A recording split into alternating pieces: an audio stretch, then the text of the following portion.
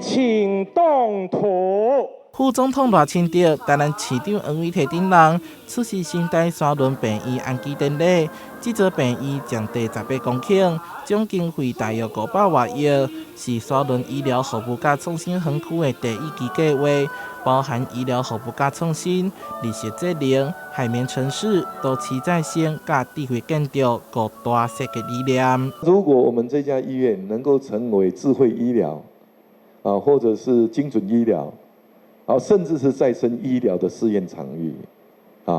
然后跟科技合作，我相信我们会走出一条截然不同的路，不仅仅是传统的医疗服务，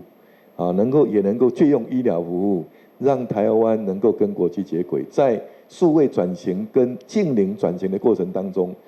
扮演领航者的角色。兴建新台沙仑病院以及进行该园区发展规划，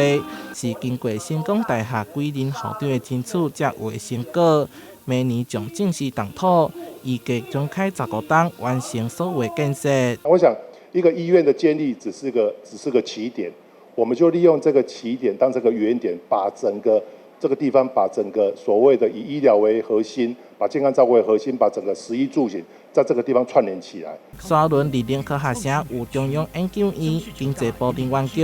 阳明交通大厦等研究机构，同时也有大台南会展中心、民间投资的购物商场等建设。即马佮加上新台沙仑病院，对沙仑地区的发展有较大的帮助。许许多多的研究机构、国家实验研究院，这些能够成就